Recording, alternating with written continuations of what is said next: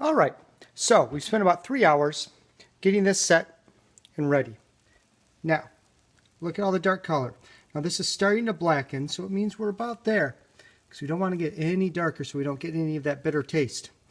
And what we do next is we just use a little bit of wine, and you pour it in there. And we're going to use a spoon against to scrape up the bits.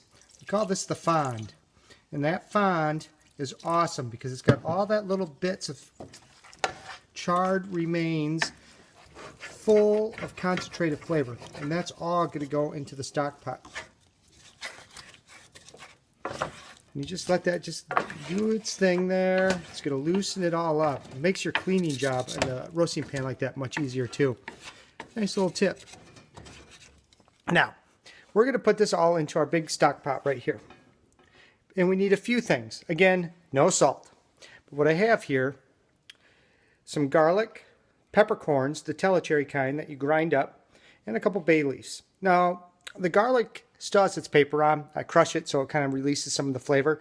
But since this will be strained, it's okay to leave the paper on and just pop it into the pot. And then we need a couple herb flavorings. And this is what's going to complete the whole piece. Some thyme, some parsley. Now, if you're going to be using a lot of parsley for whatever dish, whether it's for your dressing, stuffing, whatever you want to do, just use the end pieces, the stalks of the parsley, and then you can use all the leafy parts for what you need. Again, just pop that in there.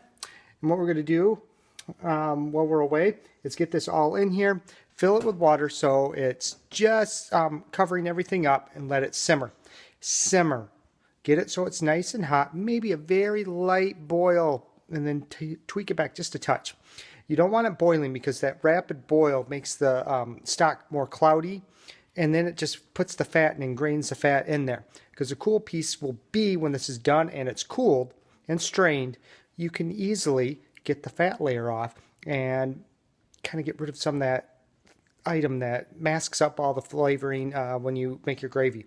Because if there's too much fat, it coats the tongue and you lose some flavor. I know fat can be flavor, but this time you don't want it.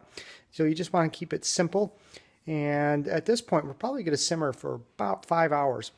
That way all of the flavor, the color will get ingrained into the water. And then we're going to chill it and do a kind of ice bath to get it to cool down much quicker. Well, until then, we'll see you in a bit.